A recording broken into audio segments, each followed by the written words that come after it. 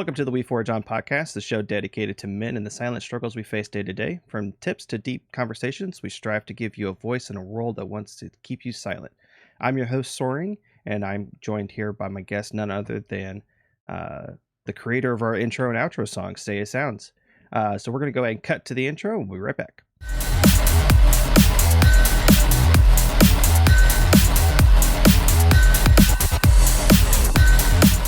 All right. So today, like I said, we're joined with SaiyaSounds. Today's kind of a special day. Seiya is currently on the cusp of something pretty amazing. They're literally days away from the release of their album called Noise. Like always, all the links will be in the description for both Seiya's socials as well as a link to their bandcamp where their pre-order is. How you doing today? Doing well. How about yourself, man? Not too bad. Work was work. Mm-hmm. I've been pretty happy with the way the podcast has been going, getting everything edited, making sure that they're all posted and ready to go. I got 2 episodes currently scheduled, and this one will come out towards the end of the month. Nice. I'd say good timing, especially because anyone who catches that will find that I believe Noise will be releasing like pretty much right at the beginning of the next month. So hey. So this episode will be coming out on the 27th, and Seiya's album's coming out the 3rd of February. Yes. Oh man, I will tell you. So throughout the episodes, throughout this episode, I will have little snippets of the music playing, just for like breaks in the episode. I might have just a snippet of the of the songs, particularly my favorite ones. Oh heck yeah! So I know I am not a music guy. I love listening to music, but I have never created my own music. So I have a list of 10 questions that I, thought was relevant to your album releasing. What inspired you to create this album? Okay, so Noise, which is an acronym for Nothing Original is Sonically Experienced, comes from the fact that I wanted to make something that was sort of inspired by, for one, a lot of the music that I listened to that motivated me to get into creating music and expanding my horizons, as well as just different kind of life experiences while growing up. Really. So that all really came to a head after and this was probably back around 2016 or so, when the game that I worked on, Asagao Academy, came out and like really blew up, and I realized, oh man, people want to listen to my music, and there are a lot of people who want to hear this. I should go make some more original content, and so I did. There were a couple tracks that I made before I decided to actually pen to paper and make an album, and those tracks were just sketches that hadn't really gone anywhere. Particularly the tracks "Every End a New Beginning," which was the first one on there. There was actually the very first one I made, a little sketch I was going to make for a YouTube thing back in 2015, and then that was just on the cutting room floor. The good old days of YouTube. Oh yeah, exactly. And then the other one, the second one I made was Staring Into the Void, which I made in late 2016, and that actually was going to have its use as it was going to be in reference to a small YouTube series that some friends and I really liked that sadly kind of cut its run before it really had a chance to take off. Interesting. So I know that the album is is all original songs. How would you say that this differs from your previous work? Oh man. So if anything, it's both different and kind of a return to form. So up until about the early mid 2010s, I primarily worked in most forms of rock, specifically just kind of like hard rock, metal, and punk, hip hop, and then I'd say probably like trance, and then in like the early 2010s, I was obnoxiously into dubstep and trying to hop on that bandwagon We all had as that much as I phase. could learn how. Oh yeah, exactly. So then when I started working on Asagao and getting into a bunch of other genres that I had barely touched before, with like kind of like sort of J-pop inspired things, classical jazz, and so forth. These are genres I've always liked, but had never really tried to make before. And so realizing when making the Asagao soundtrack that I could work in a whole different variety of genres, I wanted to see if I could just make a whole album based around that. Just being as varied as my own interests, pretty much. Oh, yeah. So I'm looking at the list of songs, and so just and I know you're probably a little bit biased, but what would you say would be your top three of the album? Oh, oh man. But they're all my I mean, children and I love I them can give all. you my top three right now. Skinned Knees. Mhm. That one's a jam right there. I've listened to it. My computer says that I've listened to it 8 times. Oh wow. And Uh, speaking of which, at least from the time of recording this episode, from the day of recording this episode, are we fine to say what day that we're recording this episode?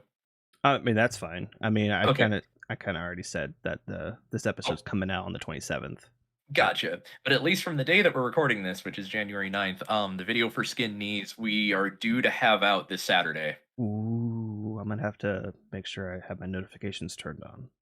Oh heck yeah. But I do I remember you think they saying, yeah, you do. are, but Okay. I'll have to Well, make but sure they also, are for sure. I mean, to be fair though, the way that algorithms seem To to be work on fair, YouTube and Twitter, yeah. No, I totally get that. If nothing else, I'll just spam you and be like, "Soaring, soaring, it's done, it's out." okay. I mean, I would never turn down being told what to do. So Fair, fair. it's a lot easy. It's a lot easier for my brain. Oh yeah, no, I totally get that. But yeah, you said Skin Knees, Yeah. and So then what? that's my top one. I mean, I've listened to Hmm. the whole album at least 3 times through. Hmm. So to know that Skin Knees is like 8 or 9 playthroughs, that's pretty great. Oh, I appreciate that. Nostalgic Afternoons. That one, Ooh, it ebbs and okay. flows for me. I really like it. But second, easy would be Paint the Town Red. Yes. And that was the So first one I listened to when you sent me the advanced copy of the album. I just put it on shuffle mhm. mode, and that was the first one that played. Oh, nice. Um, That yeah, and Paint the Town Red was certainly, I think it was one of the ones that I had worked the longest on, despite being such a short song. There's so much going on in it. Speaking of which, we have a video for that one also coming out right around the end of the month, actually. awesome. And didn't you just drop a video for VCR? We did, yes. Yeah, I got it. I got the notification for that one. I just haven't watched it yet, but Oh, and yeah, no, I'm looking forward to it. yeah, no, take your time on that. But yeah, so if you have a bit of time, I can kind of go through each of them a little bit. Oh, we have all the time. This whole episode is dedicated to you, so Oh, well, thank you. you take as much time as you need to. All right, let me pull up the listing of songs on my end because I have already forgotten, uh, despite working on them forever and ever and ever.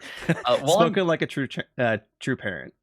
Oh yeah, totally. Yeah, it's like I love all these kids. What were their names? Right. Uh, Um. there's that one that started the fire. There's that one that almost caused the plague.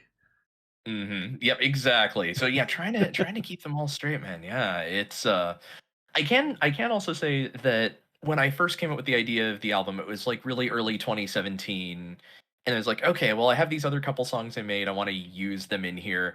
Um, I made a couple of, and then I made probably a couple more while I was in Iowa, but I was also at that time working full time as a sales manager and had barely any time to do anything. So funny enough, it wasn't until I moved out to California and where I had a lot more time, especially for a few months while getting settled in, and the majority of the album was actually made in like 2020 and a Yeah, little bit into 2021. when we all had time on our hands. Oh yeah, exactly. For reasons. Yeah, I started streaming at that point. I Oh think yeah, I yeah, started that's streaming in March. oh that's right. Yes. Yeah, because did you start with doing I don't want to get too much off track, but you started with doing Pokemon, right? I Correct. think. Yeah. Yeah. Sword and Shield, I think released in 2019, and I was like, all Yeah. right, well, I'm gonna go ahead and do. I think I started with a Nuzlocke run, and I Okay. started in March, and I was still working at the time at the dealership, and Mhm. I was literally begging anybody and everybody to follow me so I can get my 50 subs, not 50, Oh, 50 followers. And yeah, for affiliate. unfortunately, I did a little bit of follow for follow shenanigans.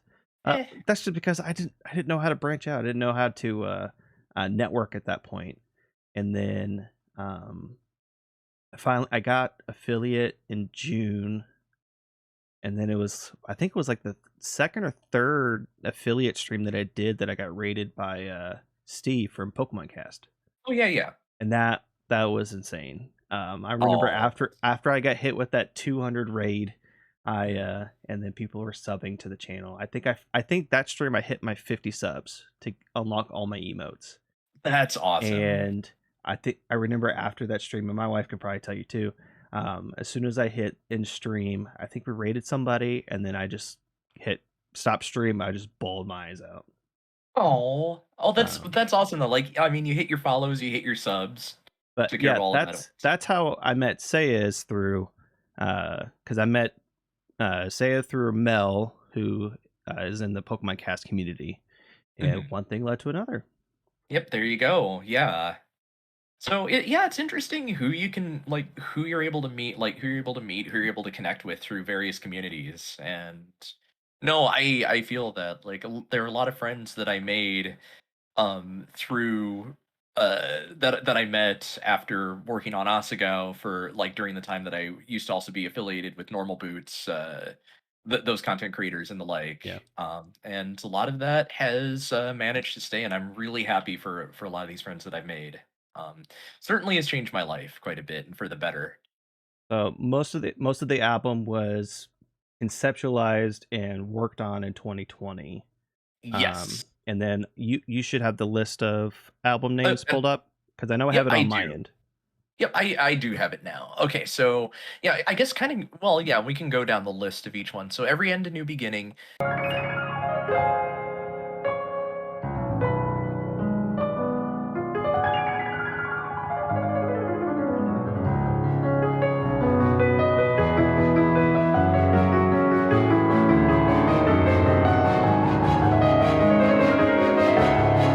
A little bit of an orchestra comes in. Um, Sort of, I would say it sets the tone of the album, but there's really no good way to do that because the whole album is just, hey, let's be everything all at once. Yeah. Um, and I couldn't really think of any way to do it. But the significance there is that the piano was the very first instrument that I learned, that my uncle started teaching me when I was 4, and so I wanted to start with that. So the album starts and ends on piano with a bunch of everything else happening in between. Um, it so every end a new beginning was originally going to be an end slate that I had made, like part of it, like that the later half of that song, the latter half of that song, where all the orchestra is in, was going to be an end slate for somebody's YouTube channel, and then the whole project fell apart. I kind of forgot about it for a bit. And Yeah. then later on, it's like, oh, maybe I can do something with this and expand upon it. And there's a neat little thing that the song does. As I recall, I don't think if I play anything on my end, I don't think it picks up desktop audio on your end. So, I don't think so, unless it comes through Discord. no, it shouldn't. So we'll be fine. I have my headphones on. So, okay, and it's the introductory track. It's about a minute and a half long. Yeah. When it starts to get a little more discordant and sinister sounding, where is my timestamp? Okay, so around like the minute 25 mark, it starts playing all these almost kind of seemingly random chords. And what I did here, and this is just one of those music nerd things I like. The whole album is 12 songs. There are This is not going to show well. There are 12 notes on a full octave of a keyboard, in like equal 12 tone temperament, going from C all the way up to C, black and white notes both. Um, each song on the album starts in one of the different keys. Each one of them is in well, yeah, each one is in a different key. Yeah. And so the and and so the chords, or I guess, yeah, the chords that kind of represent the key that each song is in play in order in that part when it's playing all those chords. So that gives you sort of just a little nod, a little preview as to what's coming. Yeah, and I will say that from Saya's lips, they are meant to be listened from 1 to 12 because a lot of these songs will transition right into the other. But Yes. you can listen on shuffle mode. That's what I did. But Yeah, it uh, for the best experience, at least for your first listen, go 1 through 12. I would agree. What I would have loved to have done, and this is something maybe I'll do with another album, but there's an album by King Gizzard and the Lizard Wizard called Nonagon Infinity. Um, and there's this, if you're not familiar with them, they're this like really out there psychedelic rock band from Australia. Um, Yeah, with a name like but that, yeah. oh yeah, well, the fact that they have a 7-minute song called Rattlesnake, which most of the lyrics are just rattlesnake, rattlesnake, and it sounds a lot like oh god, there was a Deep Purple song. What is it I'm thinking? It sounds a lot like Highway Star by Deep Purple. And the music video is so awesome because it has just a CGI rattlesnake in the desert, and the band like badly green screened in. But anyway, Nonagon Infinity is an album like you're meant to listen to it on sequentially, like not really on shuffle. But the way that it works is you could start on any one song, and that somehow just thematically you can listen through, it'll loop around, and it's like hard to tell where there's a beginning or end. It's just meant to be listened to infinitely. And I want to do something like that. Sounds interesting. Okay, so I know this is a little bit off topic, but have you heard Yeah, of yeah. the Netflix show that just came out called Kaleidoscope? I think maybe I've heard of So, it, so the but I I haven't yeah. watched it yet, but the premise of it is like you can essentially watch it in any order, Ooh. and like there's a canon order that works, Mhm. and I think there's one episode that's slated for at the end, and if you watch that out of sequence, then it ruins kind of the whole thing. But of the like, they're all named after colors, I believe. Oh, But okay. if you watch any of these episodes in any order, it kind of creates a different type of story for you. Um, Oh, and that's pretty sweet. and everyone's feed is given a different like first episode to start with. So like everyone starts differently. Everyone they obviously end the same, but their Mhm. order of which they go through it is different. That'd be an interesting premise for an album. Oh, yeah, I may actually have to write that down here. Because I've already started on conceptualizing my next one a little bit. Even though this one's not out, but it's always, yeah, it's always just planning it's ahead it's forever. the constant struggle of content creation, always planning your next steps and hoping that your first step doesn't fall flat on its face. Oh, amen. Amen. And I might possibly at least share like some of the ideas I have on that one, but we'll see. We'll see first. Um, but like, Two sides of the same wait, coin. two sides of the same coin. Yeah.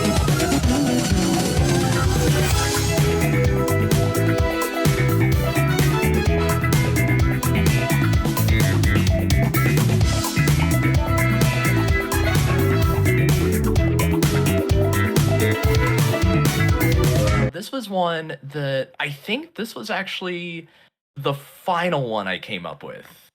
Um, because I used to have another track called Cycle of Relevance that I ended up taking out, that was also originally going to be the first track, because that was where I tried to shoehorn a ton of genres in to be like, this is a preview of what the album sounds like.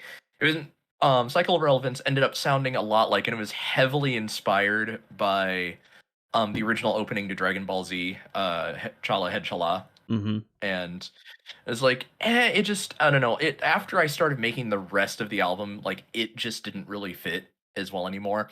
So two sides of the same coin was, I A lot of this album, I've been told from the few people who've listened to it ahead of time, like, has a lot of retro throwback elements.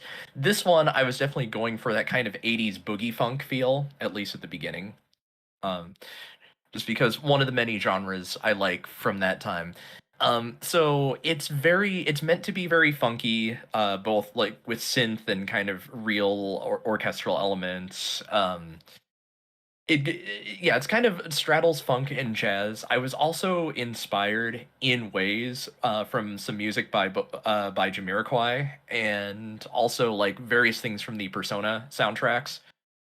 Just because I've had a lot of friends tell me, "Oh, you have to play Persona, even if you don't play any of them. Listen to the soundtracks; you'll love them, and they'll be right up your alley." And then I listened to a few songs, I think from 4 and 5. It's like, oh, I have ideas.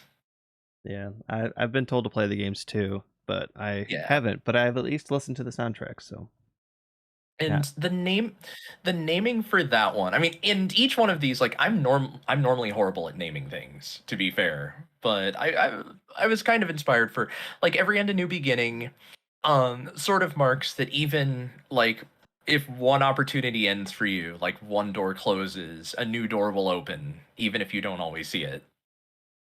And which is why the song can sound somber, but at the same time lead into something new.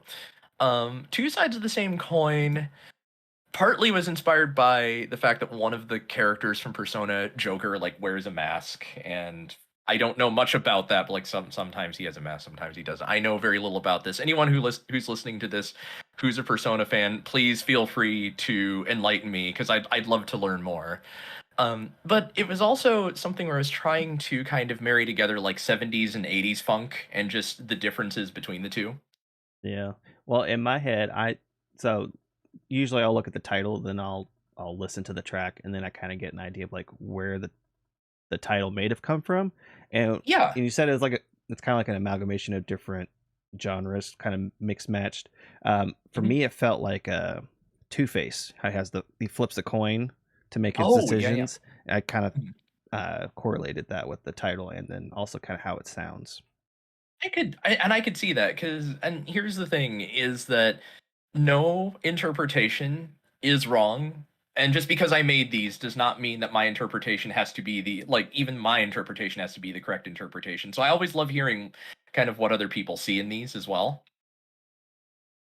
Um, so then that leads into Beyond Limitations.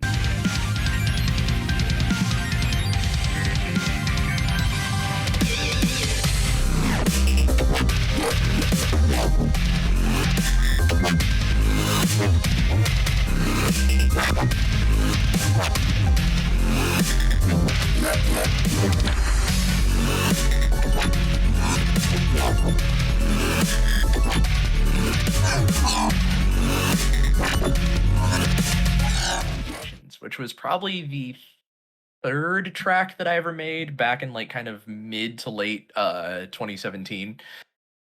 So this was kind of going back to just a lot of metal that I used to cover back in the day. I wanted to kind of do a metalcore kind of thing, but I've always loved the idea of combining just sort of the kind of the raw distorted power of like a metal breakdown with a dubstep breakdown, because they may be different genres, but they kind of share that same spirit. And I wanted to do something like that. I know such things had been done before, and a good example of marrying these two genres would be the Metal Gear Rising: Revengeance soundtrack, Yes, um, very much which, so. funny enough, was actually made by the same guy who also did the Toontown soundtrack. So there you go, learn something new. Yeah, I did learn that. Yeah, and Oh, so that one, oh, always I'm be sorry. learning. Always be learning something. Oh no, That's how you true. stay young. Oh, so I just need to learn more things to try to stay. Okay, that's good to know.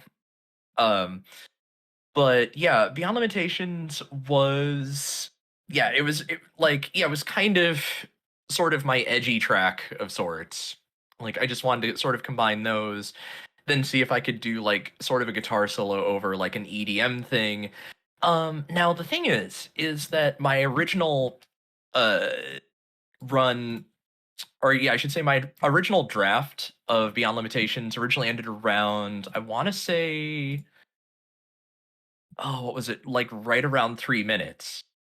So, like, you've listened through it, and there's a part where, like, after 3 minutes, it sort of dies down, gets, yeah, just kind of gets really quiet again. And then we start coming in with something new. Um, I had wanted to try my hand at doing some kind of, I guess, sort of vaporwave, synthwave kind of thing. The best kind of So wave. just yeah, exactly. Just, like really slow, really airy, lead into something more. And that was originally like a separate track that I had no use for. So I found that thematically I could still tack it on to the end. And almost in a way, it kind of seems like, you have that, like, in a way, like you have that epic battle that it leads up to. You think the villain's defeated, then smoke clears, and it's like Yeah. they're not done yet. It's kind of for Pokemon. It's kind of like Legends Arceus, that last battle at the end. Mm, Yeah, where you just beat yeah. the bad guy. Oh, he's got It's like, Giratina. oh, yeah, Oh, exactly. my Pokemon aren't healed. Oh, there's another battle with Giratina. My Pokemon are still not healed. Holy crap! Yeah, that was a bunch of bull. I remember that. That was the And best battle. I don't the music, the yeah, thematic way that he just kind of uh like because leading up to that point he's just one character. He's like, mm, oh, get stronger. Oh, let's find all these mm. tablets. Oh, let's do this. I'm the bad guy. I'm like, oh, like it's gonna happen. And of course there's two Right. characters that are similar to Cynthia. You have the main bad guy, and then you have the lady that's she's in the hut out in the middle of the woods. I don't remember their names off the top of my head, but Right. two characters that are based off of Cynthia, and you're like, well, which one is it? And then you realize, Well, yeah, oh, it's this guy. gonna And be that one. holy Yeah. crap, is he crazy? There was a character you meet fairly early on in Scarlet Violet who I thought was going to be that guy again. Oh, And I was very was it glad that what was that? was it Arvin? Yeah, Because I thought he had Arvin. those vibes. Yeah, Arvin had those vibes, and then they kind of threw a little bit of a curveball in there, and it's like because a couple people I work with had told me it's like, man, wait till you beat the game, and whatever you think about Arvin, like it's gonna pull at your heartstrings. It's like, wait, how is Yeah. Arvin gonna do this? It's like, Wait, and then I you and mean then to tell me that we're here to save his pupper? I'm gonna drop everything to yeah, save his pupper. yeah, no, when that hit, because I had a lot of time to play through those games. Unfortunately, like at the end, like right around Thanksgiving, we about to say we both got sick Ugh, yeah, and had plenty of time to play Pokemon. But yeah. man, that yeah, that gave me time to catch up. And like when I got to see what happened with Arvin, is like, oh boy, oh man, Oh man, and it's like the yeah. pupper thing, and it's like, oh yeah, that hit, and it's like, And then to okay, see people playing it on TikTok, and they're like, I'm gonna drop everything to save his pupper. yeah, too true. Um, So, Beyond Limitations had a couple. So, a lot of these songs have had various inspirations. Like Beyond Limitations, certainly harkens back to like a lot of metalcore that I listened to back in the kind of late aughts. So, like say your Kill Switch Engage, As I Lay Dying, things like that. All very solid bands. Of course, like my trying my hand at dubstep. But it was also inspired by a couple different songs from the Dragon Ball franchise. Um, one of which was from the Bruce Falconer score, when Yep. and that was the part where Goku turned Super Saiyan 3 and it's like, "This is what it means to go friend." Oh yeah, and this is the power beyond. Yep, exactly. And then he screams Um, for 3 minutes long. yep, yep, 3 minutes, which means, of course, 3 episodes because that's how the time scale works in Dragon Ball Yeah, Z. Um, yeah. A but it was ins 5 minute battle with Frieza turned into 23 episodes, or however yeah, long it's it like, was. It was 20 some episodes. this will destroy your pathetic planet in 15 minutes. And then, like, 15 episodes later, and here we Hmm. go. Yep. Um, but yeah, so it was so there was a big part that was inspired by that, and then like the part where the first guitar solo kicks in was actually kind of inspired by the song that plays in Super, like when Goku goes Ultra Instinct, not the one that's like da da da da da, but the shit, or how does it go? It's like da da da da da da da da da da da da da da da da. I don't remember what it's called. The English version is called Ultimate Battle. I believe so. That should, so if it's that part of it, it's not just Goku, it's Goku and Frieza. Yeah, That would be that might be what. episode 131. Mm. It was a callback. Thematically, it's uh, Frieza and Goku reconciling to defeat one enemy versus each other. Right, right, because yeah, Jiren was kind of kicking everyone's butts at that point. Yep. And it's funny because back when I made this, like I had started watching Super, but I hadn't gotten very far, and it wasn't until I moved here, and probably maybe a few months ago, that I finally binged all of it.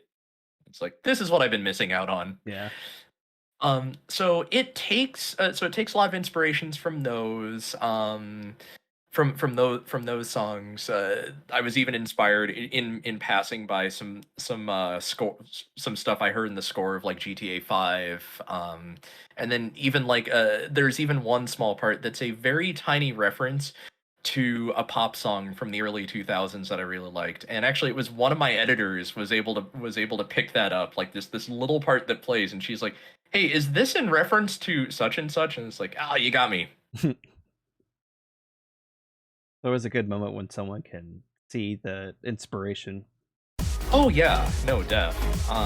It's actually funny because when I first met her, like years back, because she was a fan of the game that I worked on, and she pointed out how it's like she's like, "Oh, one of the songs you made, this sounds like something that plays in just like one of those like slice of life moments in Dragon Ball Super," and it's like, "Oh my god, you're good." But yeah, so that's pretty much beyond limitation. Elements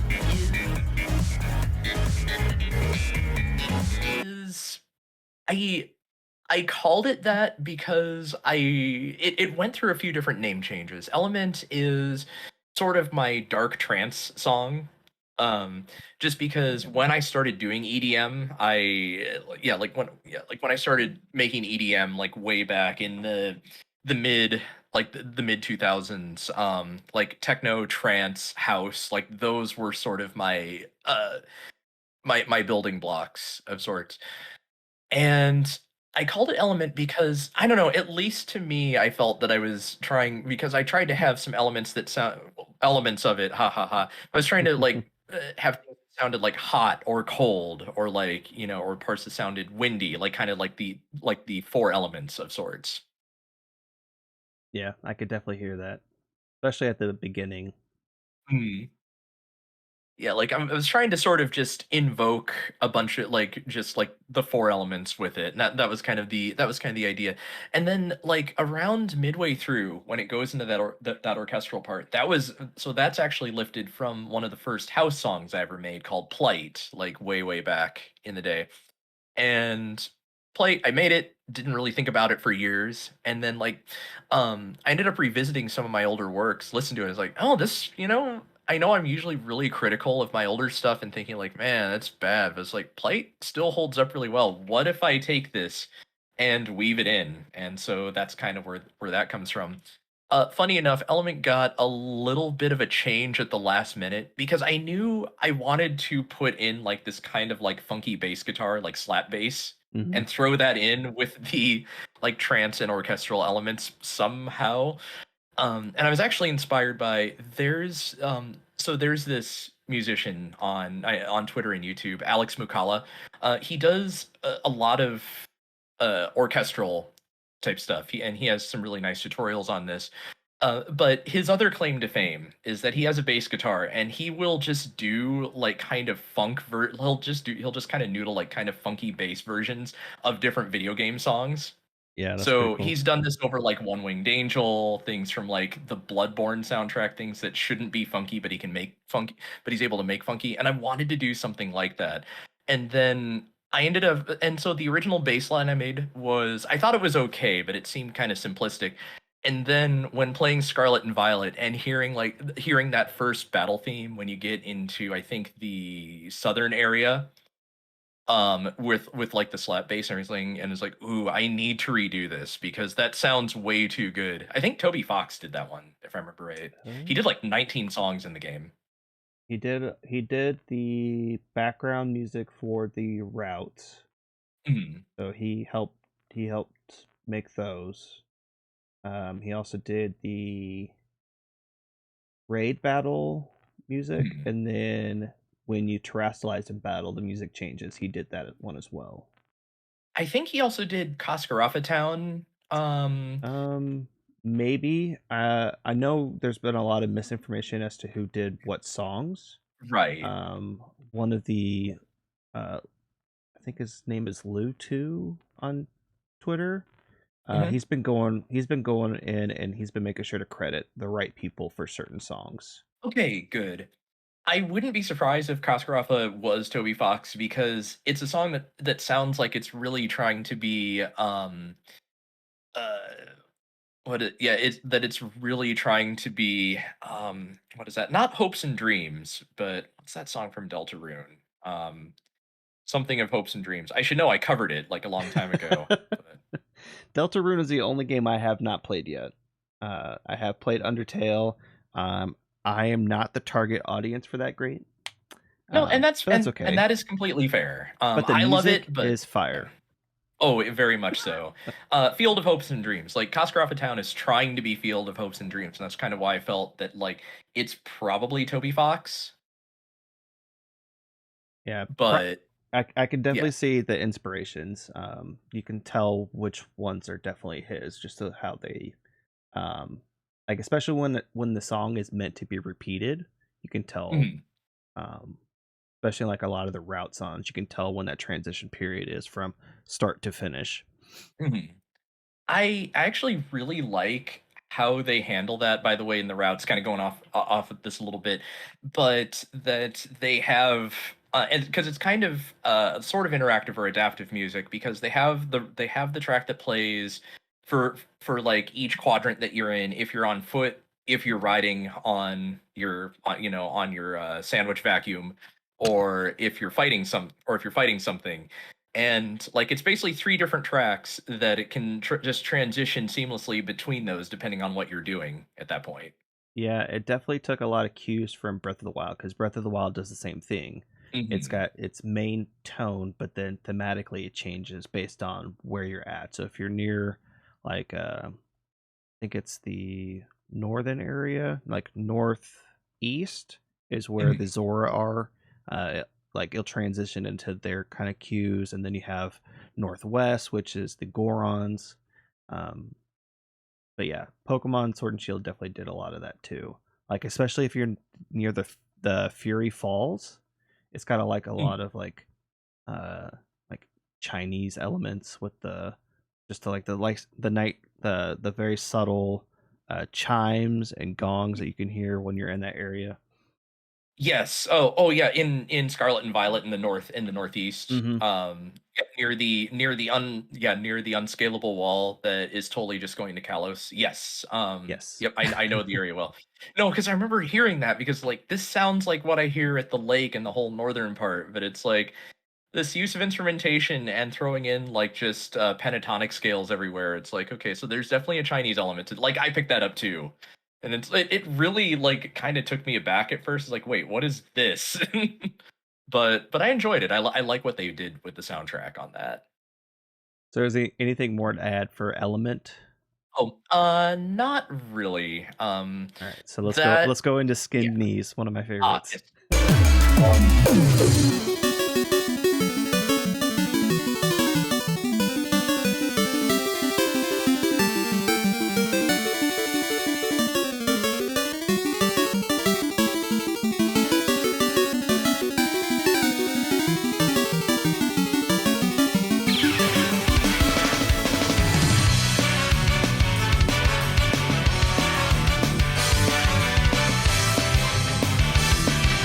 Ah, your favorite one. Yes. So, Skinned Knees is sort of part of a trilogy. Like, Skin Knees and the next two songs are kind of a trilogy of sorts that harken back to kind of a specific point in my life. Um, Skinned Knees is very much representative of the time I was a teenager in the very late 90s, early 2000s. And so ska, skateboarding, yeah, like ska punk, skateboarding, and Pokemon, both the card game and Game Boy games, were like my bread and butter. Like I lived and breathed those, even though I was never even good at skateboarding. Like those were definitely my things. And I was also into playing Tony Hawk a lot at the time, which I was like, that's actually what got me into skateboarding. Next door Yeah. neighbor at the time, who was a skateboarder, brought over Tony Hawk one time. It's like, here, we should play this. I did. And then I was like, oh, that's cool. And he's like, hey, you want to learn how to skate? I was like, do I? And then many falls later, but it was still fun, and I don't regret it, even though I do not have the coordination to do it now. Hence Um, the title "Skin Knees."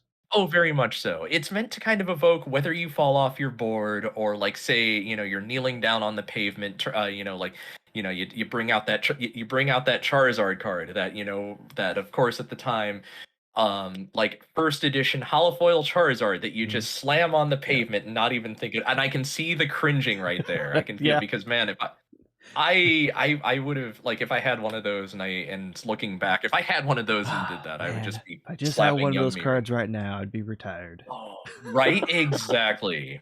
Yeah, Or yeah. link cable attached to your friend's Game Boy. You're in a Pokemon battle and you're pressing, like, you're crouched down, you're pressing the beat button, making Mhm. sure that you're not one hit KO'd, but you didn't realize that you got hit with Blizzard. Right, And because your as we all thought, and your like, you just mash Charizard. the button. Yeah, you just have to mash the button, and that is somehow that is somehow your all-purpose, don't get KO'd, as well as keep them from, busting out the Pokeball button, as Yep. we all know. Yep. Still to Uh this day, I don't care. You can tell me that you could show me the gain data. I will mhm. still hold down the B button and down on the D pad when I press for a Pokeball. That's how I you find lock it myself in. I find myself doing that I found myself doing that at least once on Sword and Violet both, so I feel that. Because, it's just muscle memory at that point. Yeah. But yeah, so Skin Knees, certainly inspired by a couple different ska songs that I've liked from that time. Like, Goldfinger's Superman is one that certainly comes to mind for anyone who's played the original Tony Hawk. Yep. Like, there's a lot of that in there. And then also there's a little bit of, I'm trying to remember. There's some Real Big Fish song. I don't remember what it's called. I think it's She's Famous Now. Um, because I was actually inspired to make this one after I got the Tony Hawk 1 and 2 remake that came out in 2020, and, like, Hmm. just kinda listening through that, or just kinda listening through the soundtrack, playing through the game, kind of being reminded of about 20 years ago, and it's like, Yeah. "Man, I need to do something of that nature." A So, tale then of you mu simpler times. Oh, indeed, which is what that is. But then, of course, the song does take a little bit of a change, as you hear, Hmm. about halfway through. And it goes into, I guess, what I could best describe as a hybrid trap dubstep-ish sort of thing. Um, any reason for that? Not really, other than the fact that I always wanted to see if I could, like, because a lot of this album is trying to just blend genres, and it's like, I wonder if I can do ska trap. It's like, that's got to be a thing, or that has to become a thing. So yeah, I tried that. Thematically, it could be like, say, you're skating around, you're doing well, you fall off your board, everything just kind of seems blah at that point, or just kind of a little cattywampus. But it's all about getting back on your board, trying again. You may be a little hurt, it might take a little bit, but you get back up, you do it. It's gonna feel a little different because you've experienced that pain. And I think that's even true of just from that, just kind of from that time of being a teenager as well. Like, it's forever, because that's also a time of learning. Like, you're going to fall in any case, you're going to get back up, you're going to learn. Yep. Sometimes it can take a while. Yep. Sometimes we still have to relearn those lessons well into adulthood, but the spirit of that remains the same. Um, the reason why it also became more Pokemon-y, or like why I started to do a chiptune thing in there, was when I had started on making this, and Mel had heard sort of the chorus part, and she's like, "This sounds kind of like something I'd expect to hear in Pokemon." And it's like, "Oh, it does." It's like, "Hey, I'm just gonna lean completely into this." So I wanted to just do my own take at, like, the Pokemon Gen, like one of the Pokemon Gen 1 battle themes, like the wild battle theme, and see if I could do something in that vein with this. And then it ends on sort of combining a little bit of chiptune, the ska punk, and then a bit of drum and bass, because the drum and bass part sort of leads into the next song, which is Nightlife, which is seamless transition. Yep.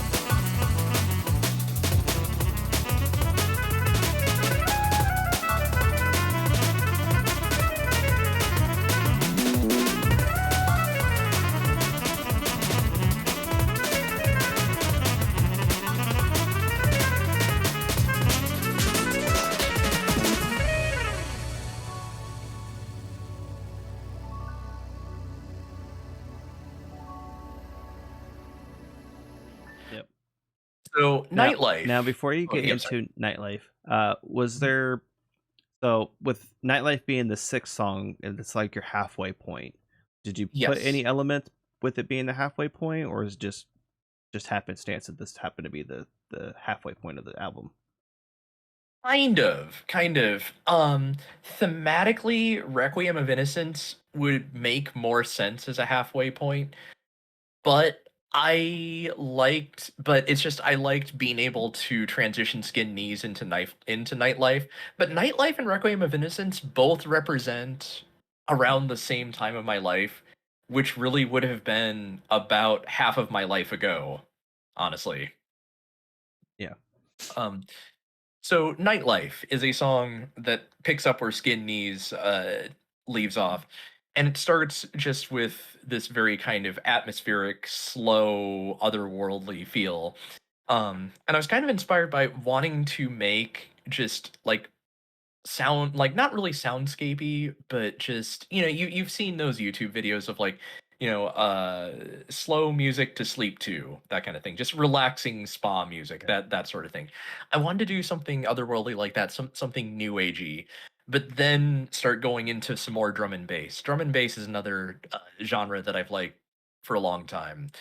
And so the whole thing with that is that there was a brief period of time, at the time of my life that Nightlife represents, where Skin Knees would have been sort of the beginning of my teenage years. Nightlife is around the end of that. I just graduated high school.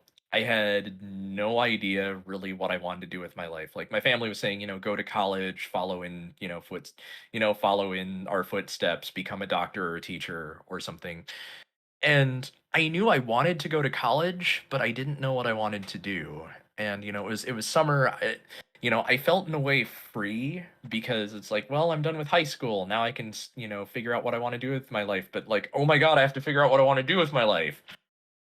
And Nightlife kind of represents sort of that, just that inner turmoil. Just kind of the balance of freedom, but also not knowing what to do with that freedom. Um, on a more personal note, I had also gotten out of a really bad breakup, right after, like that summer as well, and I really didn't know what I wanted to do. And so, a friend of mine at the time had had some friends who happened to be in a street racing outfit, and he's like, "Hey, and of course, Fast and the Furious movies were like the big thing at the time, and Yep. me being the impressionable person I was like, "You know what? Why not?" Because it was all like stock, like like nothing was modded. It was all stock anyway, which was good, because I just the hand me down 1994 Mercury Grand Marquis that I had, I bet it which, performed great. oh, believe it or not, on straightaways, when you got that lead sled going on straightaways, oh yeah, yeah.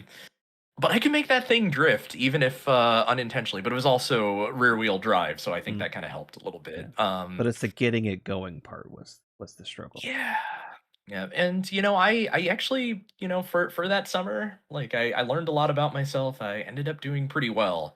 Ended up leaving that life behind, and decided, I am going to go to college and see what I can do. But nightlife represents that, and it gets into a part. Oh, where is it? Right, because it calms down again, and then around the, where is it? Oh yeah, kind of around that almost 3:30 mark, it just goes into absolute craziness for a while, and that was sort of meant to represent both the inner turmoil I had, as well as just the thrill of racing around. Um, and then it gets into the next part that happens where it like just has this kind of weird jazzy thing where it's like this like jazzy piano solo and then a sax solo.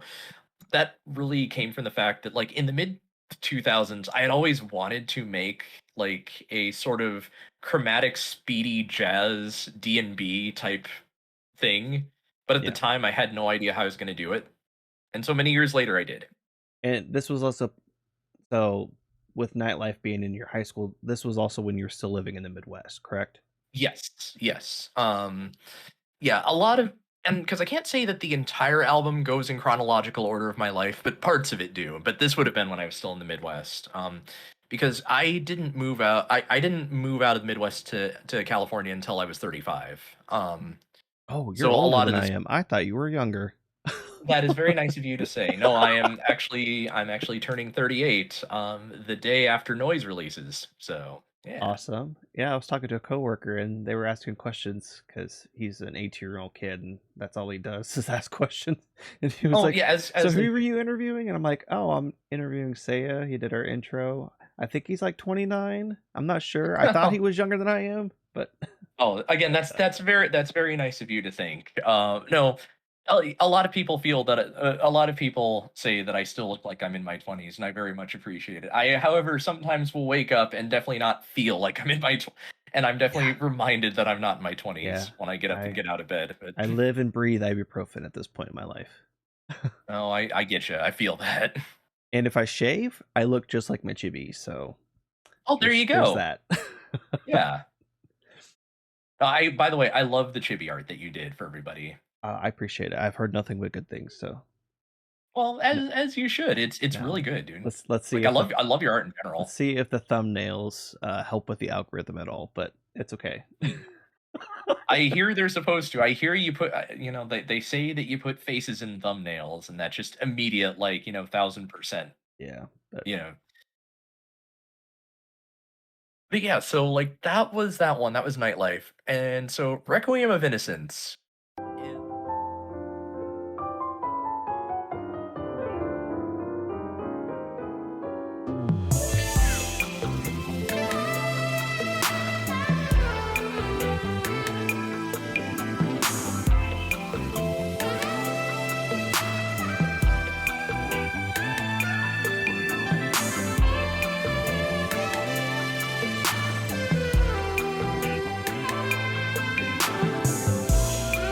is, sort of like this very like.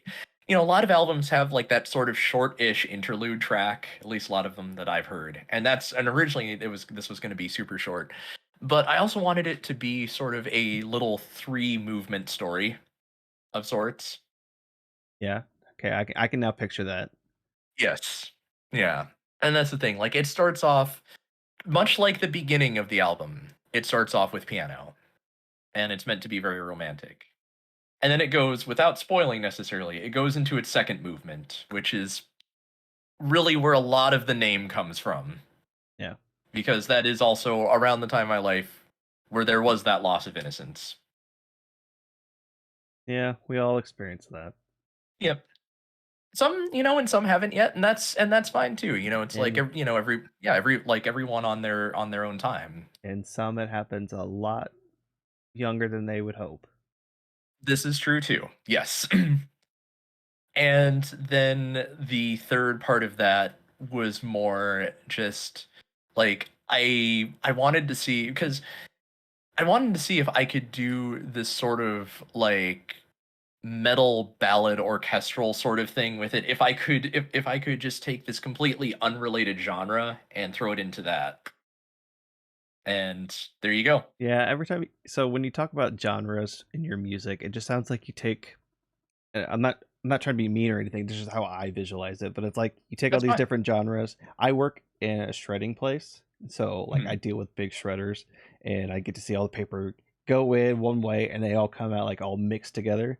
That's kind of how I see your music. Is you take the genres that you want to have, you kind of throw in a couple for extra spice, and then they all get shredded together, and it comes out in these great pieces. Um, Thank you. It's yeah, it's very much just confetti or paper viscera or whatever have you. Yeah, very much that. Yep, celebration litter. That's what we call it at Oh my yeah. my job. Yep, that's yeah, that's pretty much I think that's what a lot of the album that's what a lot of the album is. It's just celebration litter and I am proud of that, to be fair. Before we get into staring into the void, was there Yes. anyone that was there anyone that helped contribute to the album?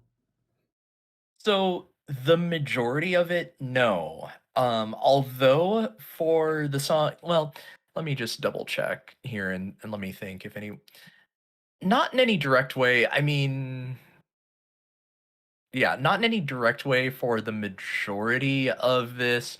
Spirit is Sweet though. That's the one that would be the one example where there was more direct contribution from a couple other people. Gotcha. So the whole album, in a sense, is just solely your brainchild. Yes. Very cool. Um, and before we get into the next track, kind of explaining Yeah. it, is there any message or emotion that you hope that the listeners will take away from the album? Well, I guess it kind of comes to the message of what noise stands for, nothing original is sonically experienced, that it is, I feel, in our creative fields, you know, we are certainly inspired by a number of different things. And I think it is important that we be able to recognize that we be able to like that we can certainly pay homage to those inspirations that we recognize kind of what came before to help us to build to where we can go, if that makes any sense. Like I am very thankful for like every experience in my life, whether it be good or bad, because at least it helped form me into who I am, and that's something I definitely don't regret. Yeah, it's like something I said in a previous episode is like only you can speak about you because uh you made all the decisions that led up to what you are to who you are now. Mhm. And only you can speak about those experiences, but then you have a solely 100% unique take on life as well. I think that's kind of beautiful about us humans, that we all are very unique. Oh, very much so, yes. Yeah. And everyone has their own experiences, and it can really be hard to tell even when looking at or experiencing somebody like at firsthand, because there's no way to really know everything that went into making them who they are. Only they're going to know that. Yeah. All right. So was there anything else for Requiem of Innocence? Nope, that one. Nope, that one's a little more cut and dried, more or less. All right. So staring into the void.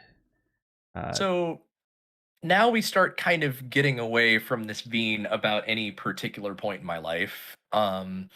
Staring into the void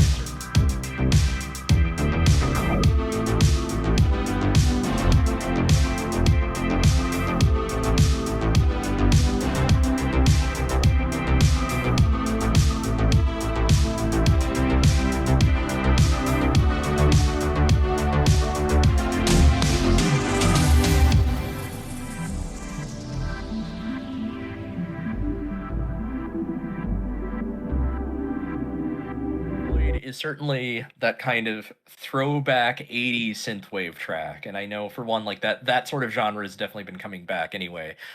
But this was as mentioned earlier in this episode, this was the second track that I had ever made.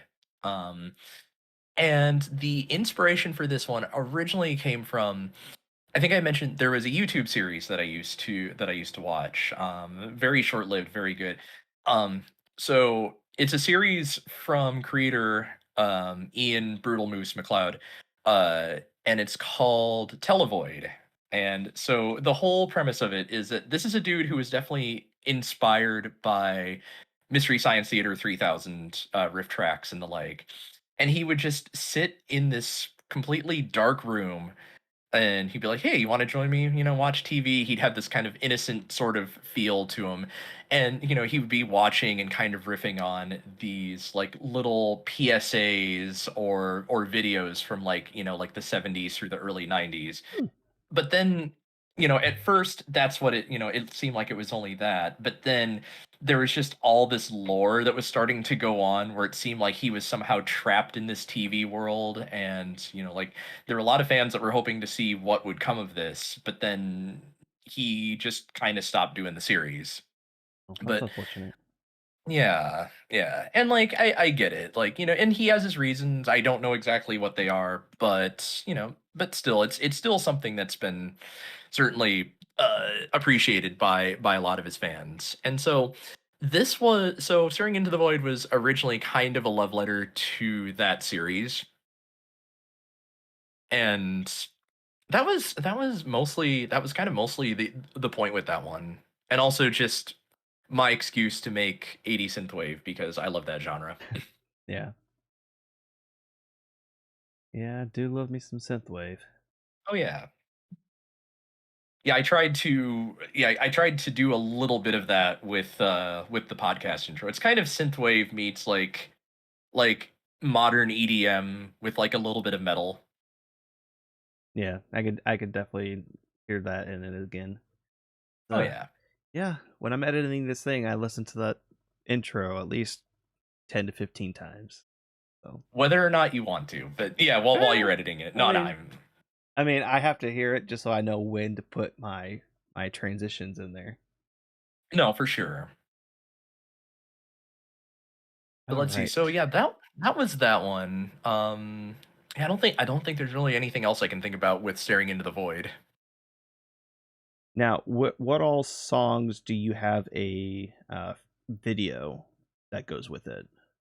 Okay, so And we released video meaning like something that you've recorded that's not like kind of like your other videos on your channel where they have your album art and then they have like the visualization on it. Um, like a video that actually thematically goes with it, you mean? correct. Okay, so VCR for certain has something for that. Skinned Knees might, but I wish that I would have thought to have gotten videos made or like had gotten the ball rolling sooner. Because my team and I have ideas. I don't know how to video edit to save my life, and so I am very I thankful. don't either.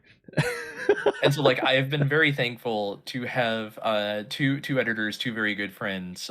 Lindsay Lou and Ash have both been amazing help on all of this to help bring a lot of this to life. But for Skin Knees, we have some ideas. Like we wanted to sort of kind of bring that aesthetic of like the whole sort of like skateboarding late '90s kind of thing.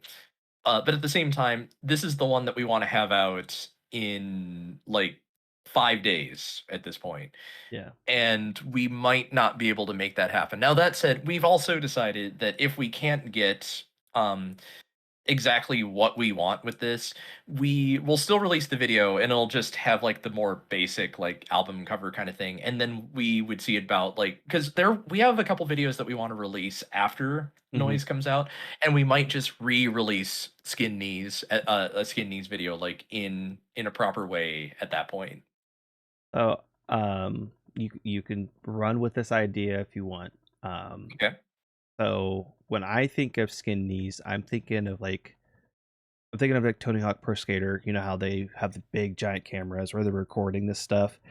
As Yeah. soon as the video starts and you start to hear the main riff start playing, I can just see someone put in like a skate video into a VCR, and then your video plays up on the screen, and then it's just Ooh. like random clips of like people skating, like because I know you live in California, so I'm sure you have skate parks nearby. Just random people just skating, just through the lens of like a VCR playing, and you have like an old CRT TV playing. So we do have some skate parks here. I'm also pretty far north, and I'm unfortunately in the area where nobody wants to be out skating because the winds have been getting to like 60 to 70 Yeah. miles an hour. So, um, no, that was actually, and that was one of the thoughts that we had was because I had floated like, well, what if we could find just some I'm sure they have it on YouTube, but like royalty free skate footage and do that. Like that And that's still something on the table. Nothing that I think we'd be able to implement in time for now, but Yeah. something that we might do otherwise. I But think but Ash just was know gonna try. you don't have to come up with this right now. Like Exactly. some like I know especially with YouTube, sometimes you can breathe life into a video by re-releasing it with a new like with new edits, with new stuff like this. Yeah. So like if you come up with just like your normal playback videos with the visualization and the album art, Mhm. you could always re-release it and have the videos. Oh, exactly. Like, we did that with a couple of my older, video game covers after Lindsay took over as my editor, because we did that with, like, the Leon battle theme Mm-hmm. and a Yep. couple other things, Yep. so I certainly use that in my possible. Nuzlocke. And I very much appreciate it. I'm glad you like it too. It's Um, that but that music is just so good. well, thank you. That was one I forget if I told you a little bit of the history with that one. Actually, hold on. I'm gonna turn the light on because it's starting to get a little dark. Um, hold on. That's wrong. I don't want the warm light. I want. There we go. There, completely washed out, but much better. That's all right. So, the funny thing with that one was that the label that I'm part of that I'm part of for specifically for gaming covers called Game Grooves, they have been immensely helpful, and especially in giving me an outlet to be able to release covers, not have to worry about Yeah. licensing fees because they take care of that. But when I first ran across them in 2020, they were doing a charity album called Cry of the Planet, and which I believe is a Final Fantasy VII reference. I've Yeah. barely ever played the I think game. so. Um, but but they were kind of wanting songs that would sort of be like kind of triumph over adversity sort of feel. And Sword and Shield was very fresh in my mind at that point, and I really liked the Leon battle theme. I thought it was really cool. It was kind of an earworm, and I wanted to do something with it. And at the time that I learned about this project, um, I only had about a week to make something, and I had just moved here. I had a little more time without worrying about any immediate work. So it's like, here, let me see what I can do. I was about halfway through making it, and it was about like 3 days in, and then the head of the label got back to me and said, "Oh, I hate to tell you, but unfortunately, we're not able to get the licensing for this." Ugh, Apparently, the newer worst. Pokemon soundtracks, there's like older Pokemon soundtracks, it's fine. Yeah. And because like I have a because we did a Gen 3 jazz album Yeah. earlier in the year, and that was fine. But like newer stuff, like the newer Pokemon albums, like there's a ton of red tape, and also just some things are just currently not licensable. But So he's like, you can also get an Mhm. idea of like what's going to come out because I know people were running into the issues with Gen 1 musics Mm. around the time that the Let's Go series was coming out. Oh yeah. They were having a hard time getting the licensing for those songs because like guess what? A new game was going to come out. That was gonna essentially use that, Yeah. and yeah. So I had to course correct, and with only, like, 4 days left, I ended up doing Field of Hopes and Dreams from Deltarune instead, Mhm. because that was also on my mind, and at least at the time, like, it was infinitely easier to get licensing for that one. But I figured even though I wasn't gonna have an outlet to actually release this cover for sale, like, I really liked what I had so far. It's a song has still had a lot of meaning to me. Like, Pokemon, Gen 8 in general has a lot of meaning to me because I forget if I mentioned it, like, the last time I was on your show, but the only Pokemon gens I've played have been 1, 2, 8, and then now 9. Because my Game Boy was stolen from my locker in high school, and then I Mm. just never got back into it for a whole bunch of generations, and I didn't really wanna bother to go and buy another handheld system, so I missed out on the GBA, like, the DS, 3DS, and all that. So I missed a bunch of games, and then Yeah. coming back, it was now having it on like, having a mainline Pokemon game on a console, which had been my dream since I think many of our dreams since, like, way Mhm. back in the day, Yeah. um, The closest I was got certainly. the closest I got Mhm. was Pokemon Stadium being able to play Gen 1 and Gen 2 on the Yes. N64. Yes, no, completely agree, like, that was mind-blowing to me, it's like, "Oh my god, Pokemon in 3D, this is so cool." And yeah, like, and I figured like, "Man, I wish they just make a whole game around this." and or like a whole system around this, a whole game with Yeah. 3D, and then there we go. Eventually, we would get that.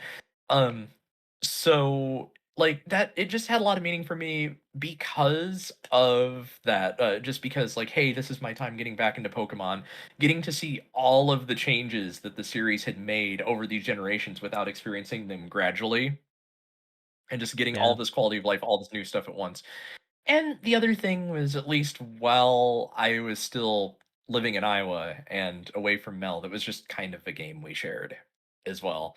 And Yeah. so, um, like the Leon theme just had a lot of significance for me for that. And so that's why I decided, you know what, even if I can't put this out for sale, I'm halfway done. I want to finish it. And so later on in the month, I think that was, yeah, because that was June. And so that was around the time that they released Isle of Armor, if I remember right. Yeah. Yeah, I think so.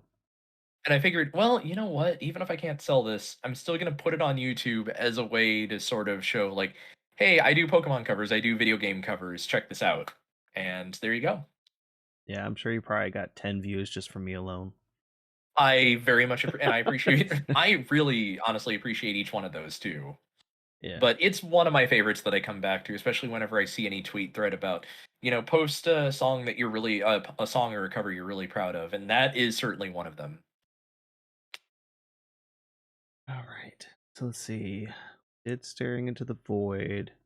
Are we still Oh, on nostalgic afternoons? we have not started on that one yet. Okay. So, So we just hit tangent number 5. yep, yep, 500. Let me write that down. Yeah. So, so yeah, nostalgic afternoons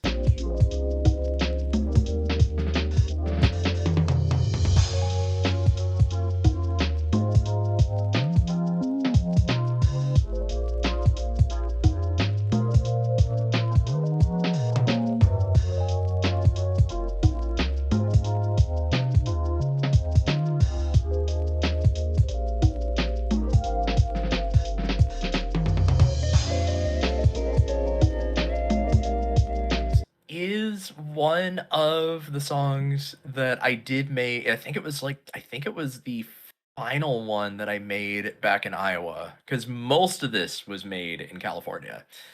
In fact, kind of looking back, the only ones that were made back in Iowa were Beyond Limitations, or at least the first draft, the first 3 minutes of it. Um, Staring into the Void, although I did do some touching up to that one at some point last year. And then Nostalgic Afternoons. Some ideas for these other ones were started in Iowa, but the majority of this was all done in like 2020 in California. But Nostalgic Afternoons was sort of my take on kind of like that lo-fi sort of chill hop thing.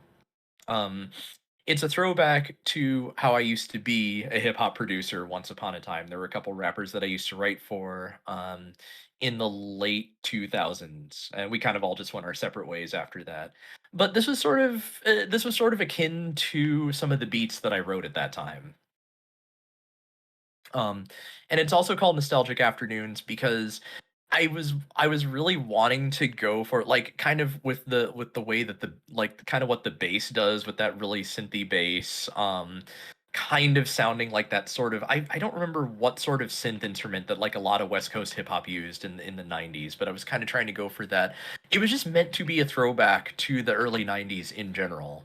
And it's like just those coming home from school, just kind of lounging around, not really doing much. And yeah, like that was sort of the whole vibe there. Yeah. Back to a time that seems so distant now. Oh, amen. Yeah. It also has slight inspirations from two different bands that I like. There's a song from Black Crows and a song from Alice in Chains, which are both like somewhat referenced in it as well. I'll have to look. I'll have to listen to that one again for those references. Oh yeah, yeah.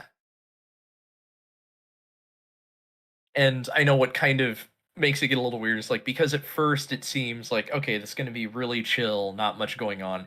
And then you hit that part where it's like, I wanted to do something with like the jazz guitar solo, but then also at the same time have like the keyboard do something kind of crazy as well.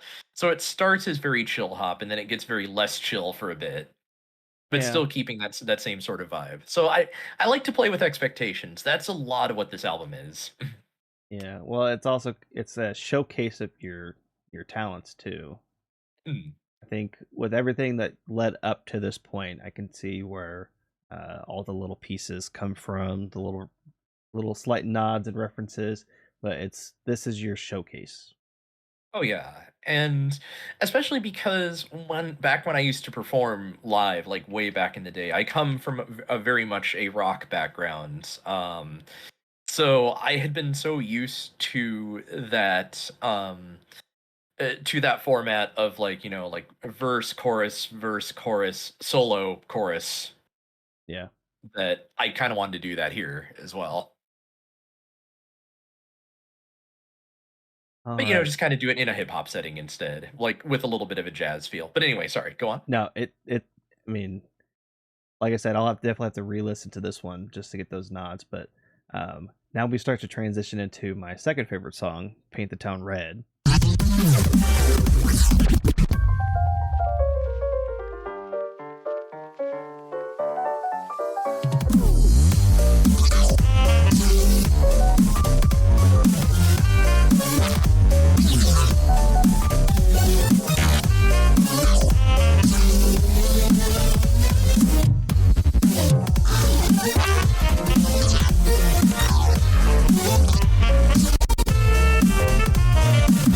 Mm. About to say this one has, for the few people who've listened to the album ahead of time, this has usually been the first or second favorite of most anyone who's heard it. This is the one that I spent. I think I had said at the beginning. I spent either the most or second most amount of time on making, just because of all the different layers. So I love electro swing music. Hmm. Like say Caravan Palace is a pretty good example of a group that does some amazing electro swing stuff, both covers and original content. And I wanted to do something like that. I started the idea for this back in Iowa, but then I couldn't get it to how I wanted to sound. And it's like, I'll revisit this later when I have a clearer head about things. So this was one of the many things that I was able to finish in 2020. But I like that, on the surface it is, like it is very electro swing. I borrow some elements actually from one of my favorite swing revival artists from the 90s is Big Bad Voodoo Daddy. Never Um heard of that one. Oh, that's fair. They have a song called "Mr. Pinstripe Suit." I definitely recommend looking it up. The video is crazy, and like it's all in black and white. It's it's like very, but it has that look of like this is definitely mid to late '90s feel at the same time. Yeah. Like it kind of looks like what a lot of ska artists would have done at the same time, despite being swing. But I was inspired by that. Um, I was also inspired by, of all things, this is probably the one song that borrows the heaviest from a particular video game song. Um one of the first games I ever played was not the first one, but one of the first ones was Castlevania 2, Simon's Quest. Hmm. And the town theme, the da da da da da da da da da da da da da da still lives rent free in my head. That's still one of my favorites. And I I ended up actually like kind of formatting parts of this song around that melody in my head. Yeah, when you did the da da da da, it also kind of reminded me of the Gerudo temple theme. Yeah, or Gerudo Desert. Yeah, Yeah. yeah, like Yeah. the little guitar parts. Yeah, I can kind of hear that too. And then Paint the Town Red does something kind of like Element, more like what Skin Knees does, where it then takes a bit of a genre shift. Of course, Yeah, because I wanted to do some sort of glitch hop type thing. I mean, it's kind of I love glitch hop. glitch. Good to know. Good to know. Because I actually have plans to take the same format of like electro swing meets glitch hop. My our Ooh. label is I doing I a when we get what's towards that? the end of the episode, I have a couple ideas to throw at you. Oh, Um, I will do all ears. yeah, so I'm sure you can definitely use these ideas. I mean, or you can at least delve into them and then come up with a better idea. Oh no, for sure. Like my label has something planned for this summer around Ooh. I mean we actually have quite a few albums planned, and this is actually going to and things are going to more be kind of more discussed uh amongst each of us pretty soon. Everyone's been away at Magfest except for me because I'm about to say So are you having Mag FOMO? I Because was having Mag FOMO a little bit. there's a lot of Yeah. people on my timeline that are having some Mag FOMO, and I'm like, oh, I feel so bad for you. I have Yeah, no but idea at the what that same is, but I feel bad for you. But at the same time, living on the other side of the country from Magfest and having fairly recently gotten over being sick, and the last time that I did any air travel around this time last year was just delay after delay. Like I Mm, wasn't going through that again. yeah. But I hope to make it out one of these years. But a lot of the artists on my label, at least who live in America or around the East Coast, we're all there. Oh, And that's good. so that's why kind of talks of anything have been on hold until like everyone gets back and all that. But we have a few albums and then also a summer event planned. And I have three covers I'm going to do. Well, two of myself to figure out what they're going to be, but one I know for sure. Um, and I want to do it in sort of that same kind of style of Paint the Town Red, where it's going to be. I kind of want to bring back doing sort of electro swing glitch hop Okay. Well, for it. so I have a one song in particular that's been stuck in my head all day, only because I watched a YouTube video. They talk about uh, songs that were just added to the public domain. Hmm. Putting on the Ritz was just added to Okay. the public domain. I could see you Hmm. doing a glitch hop version of that. Yep. Yeah, yeah, yeah, yeah, So yeah. electro swing meets glitch hop. That would, and you don't have to worry about licensing because it's public domain. You know, funny you mention public domain things, and with and in particular with Paint the Town Red. Do I want to say a little about the video that's coming for that? Yes, I do. Um, Might as so well. what we have planned for that was that my editor Ash had this idea in her head from listening to the song. She had this idea kind of knocking around for a year. She got a hold of some like random movie clips from the early 20s that hit public domain Yeah. and spliced them together with some really cool like glitchy and VHS effects. And we have it's that's all I'm gonna say. But all I Such can a say is that tease. when she showed me that yeah, like when she showed me her cut of the video, I was floored. Like that was exactly what I was wanting to. It hits really well. Yeah, I would definitely, because I think it was 1927. The stuff that was published at that year has just been Mhm. added to public domain, minus Okay. Mickey Mouse. Right, of course. But No, Disney is gonna fight tooth and nail on that. Like, I think they could only just begrudgingly give up Winnie the Pooh, and technically they still own if Winnie the Pooh wears a shirt. But if Winnie the Pooh is shirtless, yeah, then they cannot control that. Hence that horror movie that either is coming out or came out. I don't know. yeah, I don't know if it's came out, and if it Mhm. has, I'm sorry, I'm not a horror guy, so I won't watch it. But That's fair. I I enjoy I enjoy some horror, but it's definitely not my go-to movie genre. I, I just I don't understand the irony. A, a, an animation studio that has made the bulk of their money based on projects that are in the open domain Mhm. to then keep one of their biggest assets behind a wall so it doesn't get put into the public domain. Yeah, they are very yeah, no, they are very protective of that mouse. And it's But not, I'm sure and it's it's not even like the newest version of them. It's the Steamboat Willie version of them. exactly. I Yeah, know. I don't think they want anyone to have control over any version of the mouse because I'm sure that as time goes on and later iterations of Mickey would hit the public domain, I bet you they will fight tooth and nail to keep those as well if for however long they can. So I'm excited to see that video that's for Paint the Town Red. That's Oh yeah. exciting. All right, Spiritus Sweet. Did I say that right? Yes.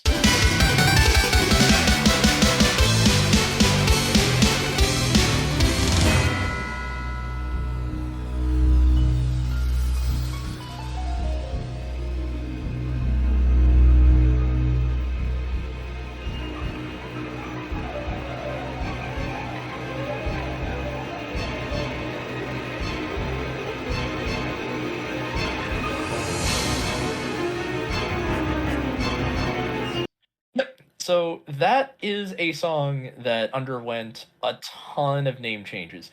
That's also a song that was that so that particular song was a big part of the reason that I wanted to make the album. I had this idea for doing I wasn't gonna make a whole prog album, but I wanted one of the songs. I wanted like the climactic song to be this like big progressive metal song just because I'm a big fan of bands like Dream Theater and Haken specifically. Hmm. Um and I wanted to do something with that. And so as the time went on, so this is the one where you had asked if I had any input from other people. Yeah, this song was that. So Ash, my editor, had been kind of coming up with an idea of like, hey, why don't we take this a step further and make it sound like it's kind of a boss theme sort of thing, or like different stages of a boss battle? Hmm. And it's like, ooh, yeah, let's do that. I've always wanted to try that.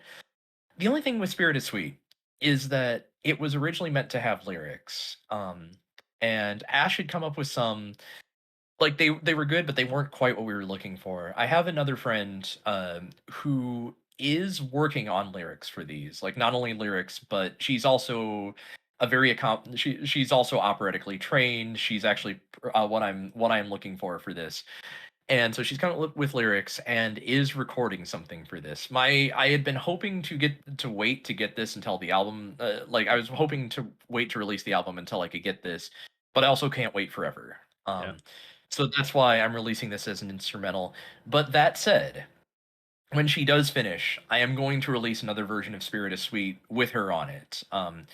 Whether that be as a standalone single or what I'm actually able to do is through Sounddrop, which is the company that handles distribution to like Apple and Spotify, blah Hmm. blah blah blah. You can just go into basically the like the folder for your album and then submit a song to replace one.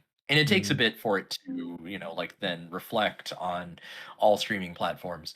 But I'm still deciding which way I want to go with it. If I want to because part of me wants to just release it as its own single. I mean, that's what I would do. Just I'll drop it as an yeah, EP. I might do that just because, well, for one, this way noise is kind of preserved as the snapshot of what it was when it came out with any changes. Yeah, and Um, well, and plus credit can go both to you and to your friend as well. exactly.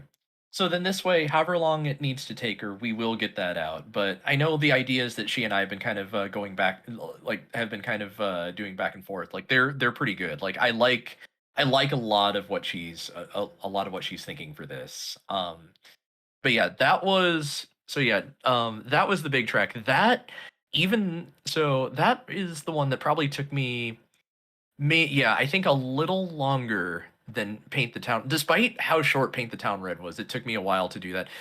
Spirit is Sweet, I think it took me roughly a month to work on, but again, that's also a 10-minute song because I Yeah. wanted to do like long prog metal with various time signature changes, key changes. And it's funny because much like how every end a new beginning has those chords near the end of it that sort of preview what chords each of the other songs at least starts in, because some of those other album songs don't some of the other songs in the album don't stay in whatever key they started, Yeah. but at least they start somewhere.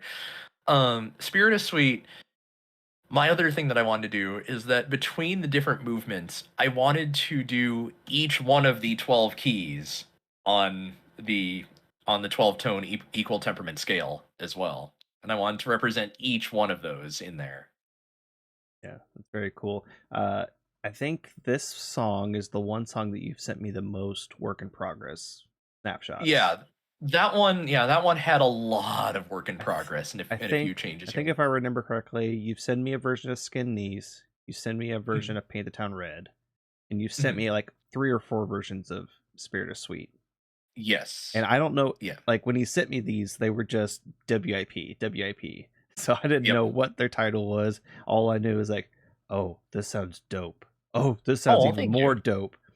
I mean, both either from Discord or Twitter. Anytime you sent me something, I try and immediately listen to it. And I'm always floored because I'm artistically like I'm the digital artist, and then Seiya's the musical artist, and it's always cool like hyping each other up and really like giving each other positive feedback.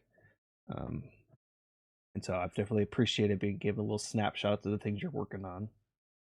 Oh, and likewise, like any of the art that I see you do, whether like I was thinking about when you were making those little emotes or like the little stickers of the Hmm. different Pokemon starter trios. I was like, oh my god, that's really cool. Yeah, And then of really course making like those the pretty. chibis that you've done for this as well. Yeah, no, I'm always impressed with what you make, man. Yeah, so Spirit of Sweet for me was when I finally got the final version.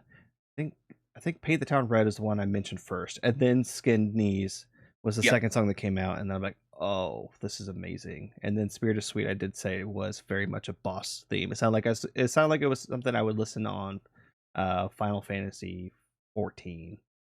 Fair, yeah. I wouldn't say that I was directly inspired by any 14 music. That said, my other editor, Lindsay, plays a lot of that, and Hmm. so, like, sometimes I would just pop into her stream and watch a little bit, and Yeah, so and a lot of the music from that game is really dope, and yeah. so I Hangry feel like Hangry plays Final Fantasy 14 pretty okay. consistently. He'll throw that game into his rotation, so I listen to a Mhm. lot of the OST on that one.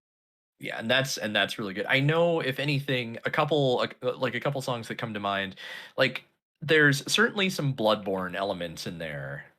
For one, Yeah. because I do love me a Souls like a good Soulsborne kind of game. And then there's this part kind of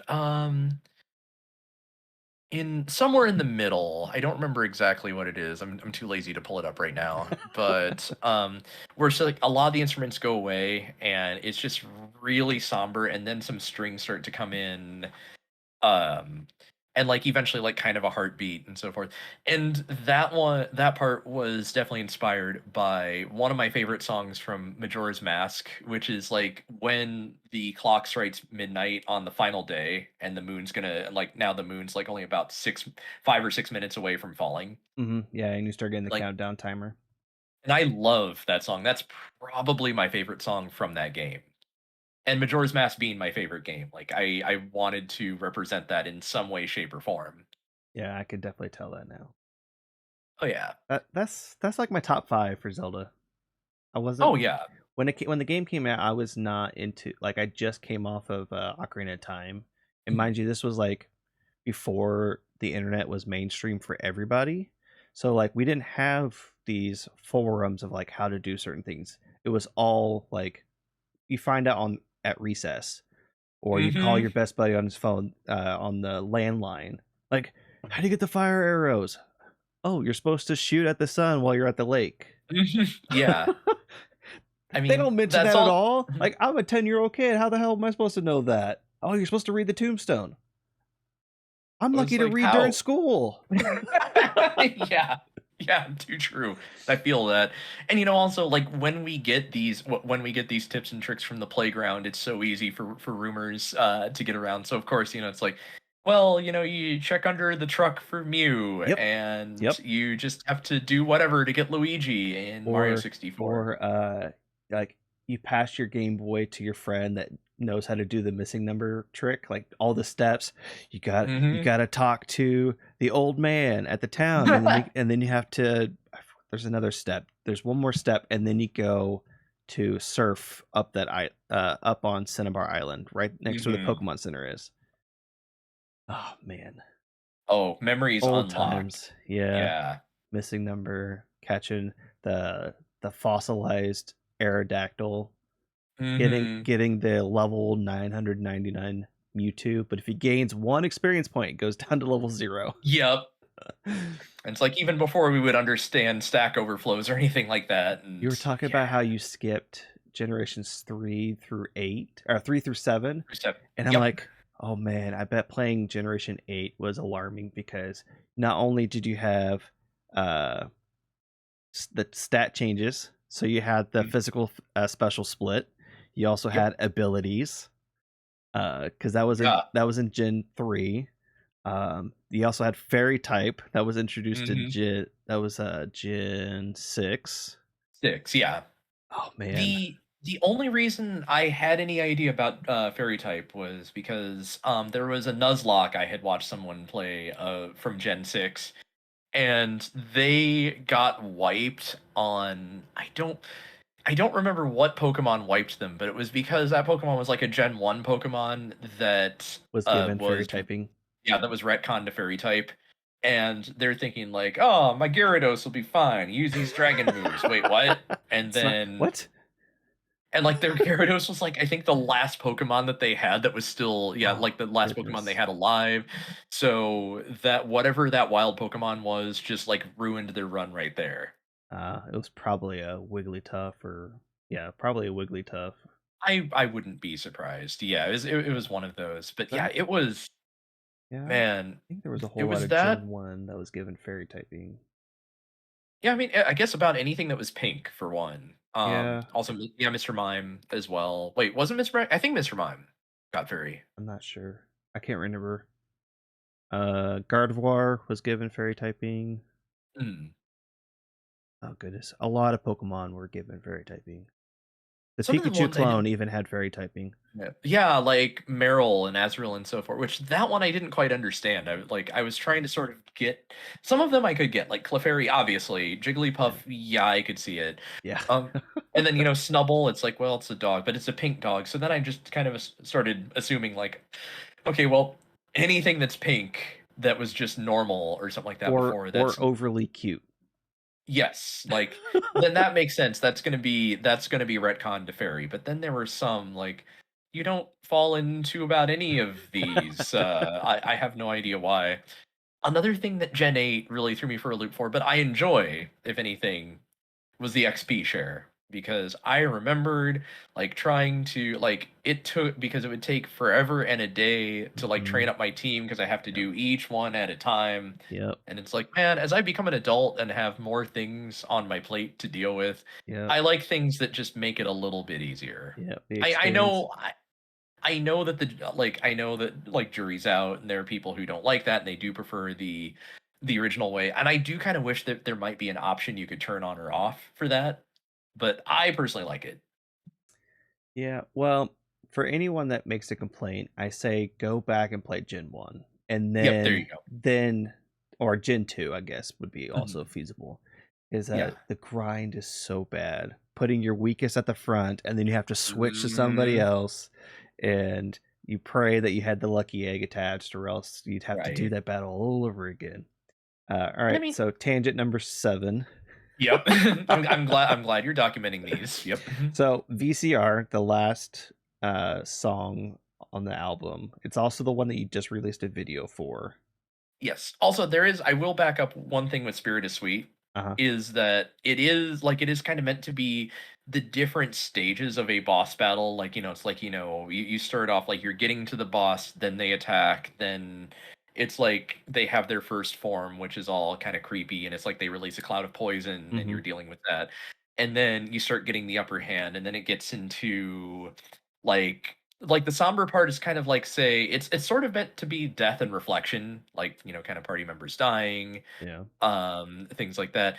But then it's like you're kind of and then when it gets all like angry and I kind of do like the really genty guitar thing, which I'd always wanted to do, like that's sort of like you're starting to like this is where you're angry and looking to take the fight back, and Yeah. then It it it gets would be into an your second wind. yep, your second win. Now the boss has hit their second phase, and so you're dealing with that. Then all comes to a climactic battle, and then the ending, which so the ending is meant to be it's triumphant, but at what cost?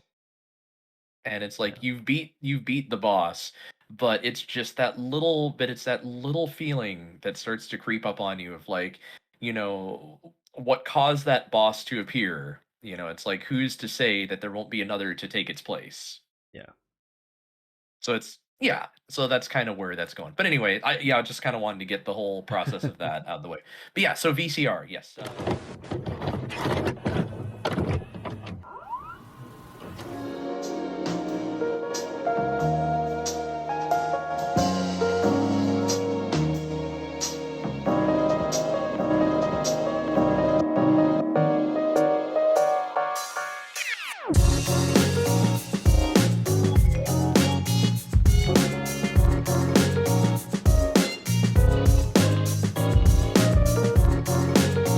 I did release a video of that Saturday.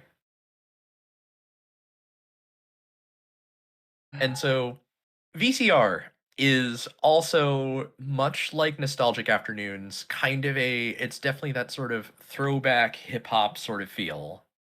Um and it is also the very first time that um I ever sampled another song into making a hip hop beat, which is a very common practice in hip hop, especially older hip hop, to sample other music into that. Hmm.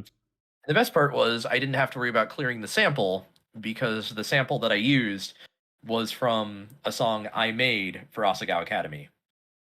Oh, very cool. Yeah. So I made this like smooth jazz song called Velour Chills. Um which I really like. It was like my first attempt at making any sort of smooth jazz kind of thing. Really liked it. Um but I had always, and it was one of the fan favorites from that game, one of the few. Uh that really stuck out that people would tell me that they liked, and I wanted to do something with it. I wanted to update it, so I did this. So VCR, aside from kind of leaning into the whole VCR aspect, actually stands for Velour Chills Remix, and I was kind of going with so I was kind of like leaning into that, and what it represents is that it was just the success of Asagao that really helped springboard me into getting more of a following for one, but it was also working on that game that helped me to kind of break out of my comfort zone of a few genres and start messing with a ton more. So there's a lot to which I owe that game for my journey as a musician. But at the same time, it's also something that I had to move on from. Like, rather than continually living in the glory days of that, I wanted to take something that I was proud of, but reinvent it into something new to show that I will continue to evolve as a musician as well. And that's where VCR comes in. That's very cool. Yeah, I've always been uh, just excited to see like when I was listening to the album when you sent it to me early, um, to see where all the different references kind of ebb and flow. Mhm. Knowing a little bit of your childhood leading up to you moving to California, seeing the just the subtle nods to your timeline has been really Mhm. interesting to see. Is there crap? I just put my iPad away, of course, and I have a couple questions let Ah. me Mhm. ask. Um, just one moment. Oh no, yeah, take your Stupid time. face ID. Oh, Uh, gotta love those. I mean, I'm switching to iPhone later this year, so I'm not too worried about Yes. it. Well, it's I don't get I the health Yeah. notifications for the wife because she's No, iPhone, gotcha. I'm Android. So, um, Oh, that makes sense. yeah, And it's also, super like, weird. even though I'm Android, the thing I'm not gonna hate on anyone who does Apple. You know, it's Oh, like yeah. everyone's got their thing. It So, just makes my life a little bit easier. oh, for Um, sure. okay, so with the album coming out February 3rd, Mhm. obviously links are going to be in the description to your Bandcamp. Um, is there any last things that you want to add to, whether it be your process or just things like just hopes and feelings that you hope that people will get from the album? I would hope, I guess a few things. I would hope that somebody who listens to this can feel inspired in a way, like whether that be to, make their own music, to draw something, to write something. Like, it's one of those, it is a very very personal album. It's not that I expect that anyone who will listen to it who doesn't know me is going to somehow magically understand my story, because it doesn't have to be that. It can certainly be that to those who do know me, but I guess I would just hope that it will have meaning. And I would have no idea what that meaning would be, but I would hope that it would have meaning, even if it's a different meaning to each person. It's one of those things that I would love to have a discussion with people who listen to it and kind of get what it means to them, because I would just be fascinated to know, like, all because going back to where we say to where we say that, like everyone has their own experiences. And like I would want to see like what has like kind of what has helped form each person to who they are, like how that would dictate how they would look at, how they would listen to, how they would perceive this more than anything. Aside from that, and something I've mentioned on Twitter before as well, is that I am also not the RIAA.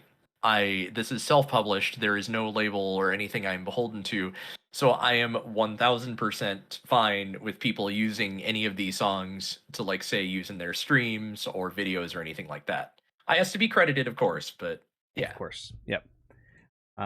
So during little snippets of this episode, I'll have just a tiny snippet of the song just before Saya starts explaining it, just so that you can get a small sampling of it before the album comes out. Like I Yeah. said, Noise comes out February 3rd.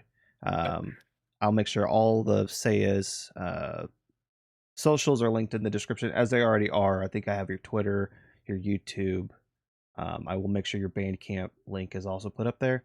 I But yeah, appreciate that. I Yeah, am. I wish I had like Spotify links and so forth, but I'm waiting on those to drop still, and Yeah, that's going to be closer to time. but So, as soon as they do drop, I will definitely be sure to edit the description so that it oh reflects well, that. thank you, thank you. Um, so like we credit Saya with the intro and outro, and we always make sure that his socials are always up to date.